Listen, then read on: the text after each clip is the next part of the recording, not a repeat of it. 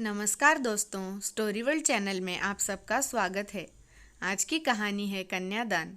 कहानी को पूरा सुने, अच्छी लगे तो लाइक, शेयर और चैनल को सब्सक्राइब कर दें। धन्यवाद। घर का पूरा आंगन मेहमानों से भरा हुआ था और निशा इधर उधर भाग रही थी। इस घर के इकलौते बेटे अमित की दुल्हन थी और शादी की सारी तैयारियों का जिम्मा उसी का था। घर के हर कोने से निशा को पुकारा जा रहा था, जैसे वही अपनी बेटी ब्याहने जा रही थी। कहीं राशन रखवाना था तो कहीं हलवाई को उनकी जगह और सामान दिखाना था। उसमें इतने सारे मेहमान के खाने पीने और उनके सुख सुविधाओं का भी ध्यान रखना था। कल हल्दी थी और घर में मेहमानों के आने का सिलसिला जारी था। सभी रिश्तेदारों को बुलावा भेजा गया। उस दिन तक मामा जी, चाचा जी, मौसी जी और सभी रिश्तेदार आ गए। छोटी बुआ जी भी। बस इंतज़ार था कानपुर वाली बड़ी बुआ का, जिनकी कड़कती आवाज़ और आदेश से घर उल्टा पुल्टा हो जाता था। मजाल क्या जो घर में उनकी बात को कोई काट दे। बड़ी बुआ आई और हलचल सी दौड़ गई पूरे घर में। अनिल जी और जया जी ने दौड़ के दीदी के पैर छुए। अरे अनिल, बेटी की शादी है और पूरी गली सुनी है। भाई गली में भी सजावट और रोशनी कराओ। दीदी के तरफ से पहला आदेश भाई के लिए आया और भाई भी एकदम तैनात। हाँ दीदी, हो जाएगा कल शाम तक। बारात तो परसों आने वाली है ना। जी जी, आप बैठो ना, आपके लिए चाय बनवाते हैं, कहकर जया जी रसोई की तरफ बढ़ी तो सामने से बहू निशा चाय और शुद्ध घी में तली हुई मेथी डाली मटरियाँ लेकर आई। रहने दे जया, तेरी बहू जैसी आज तक ना देखी। सभी खड़े थे बुआ जी के इर्द गिर्द और बहुरिया दौड़ के चाय नाश्ता ले आई। बुआ जी खुश हो गई निशा को देखकर। अपने प्यार और आशीर्वाद भरे हाथ पैर छूने को जो कि निशा के सर पर फेर दिया।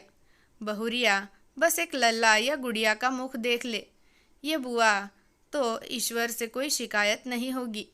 बुआ जी आशीर्वाद देती हुई बोली तो निशा का मुस्कुराता हुआ चेहरा उतर गया। उसी समय मम्मी जी बोल पड़ी, अरे दीदी, ये आजकल के लड़कियों के तो चोचले हैं।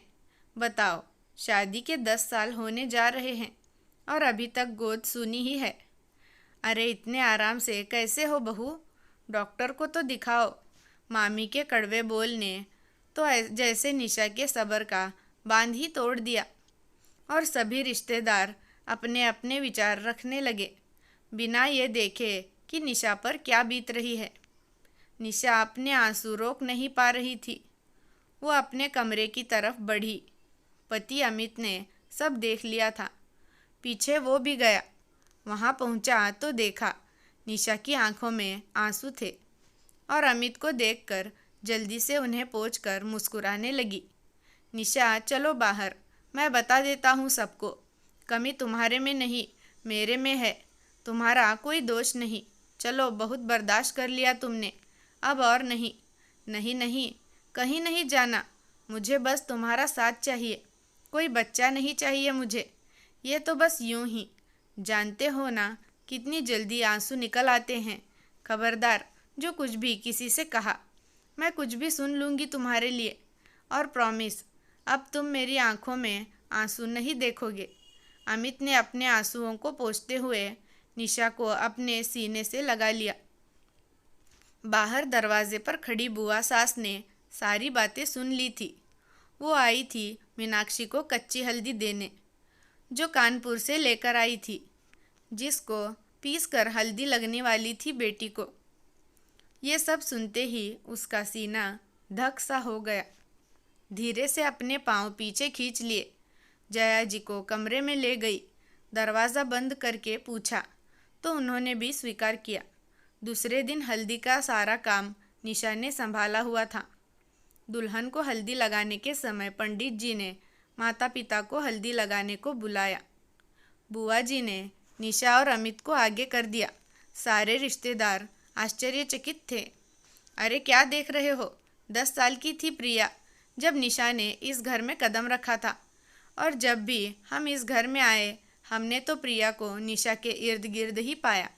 सच्ची बात कहें तो जब हमने देखा, हमें तो निशा में यशोदा माँ दिखाई दी।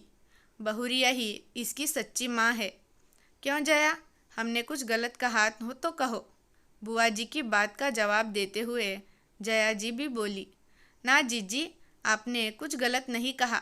जब से बहू आई है हम तो भूल ही गए हैं कि प्रिया हमारी बेटी है। इस शादी का ही देखिए ना, माँ होते हुए हम कुछ नहीं जानते। माँ की सारी जिम्मेदारी तो मेरी निशा ही निभा रही है। कहते कहते उनकी आंखों से निर्झर नीर बहने लगे। निशा ने जाकर सासू माँ को गले लगा लिया। अरे भाई, बेटी की अम्मा और पिताजी आएंगे कि हम ही लगा लें हल्दी। मेरी भतीजी को इतनी देर से बैठी है मेरी लाड़ो। सभी मुस्कुराने लगे। अमित और निशा ने अपनी बेटी को हल्दी लगाई। प्रिया भी खुश थी क्योंकि उसकी अपनी भाभी से प्यारा उसे कोई नहीं था। अब चलो भाई, अम्मा और बाबा अब दोनों कल की तैयारी कर लेना।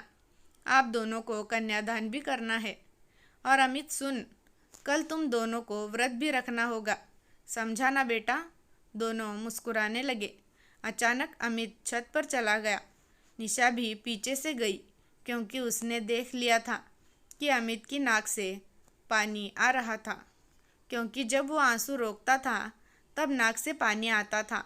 देखा तो अमित अंधेरे में छज्जे के पास खड़े होकर रो रहा था। निशा ने पीछे से हाथ रखा तो उसने निशा को सीने से लगा लिया। क्या हुआ, मैं खुश हूँ, देखो तो तुम रो क्यों रहे हो। नहीं, ऐसे ही भावुक हो गया। आज सच में एक पिता का भाव आ गया। लगा सचमुच मेरी बेटी को ही हल्दी लगा रहा हूँ। अमित की बातें सुन निशा बोल पड़ी, तुम भी ना, वो हमारी ही बेटी है। मैं जब आई थी इस घर में और वो मेरे पास बैठी तो लगा जैसे मेरे दिल के करीब है। शायद ईश्वर को यही मंजूर था। अच्छा अब चलो, कल बेटी के कन्यादान की तैयारी भी करनी है। ऐसे रो रो कर आंसू खर्च कर दोगे तो विदाई में सब क्या कहेंगे, जब आंसू ही नहीं रहेंगे टपकाने को। कहते हुए खिलखिला पड़ी निशा और पति को हाथ पकड़ के नीचे ले जाने लगी।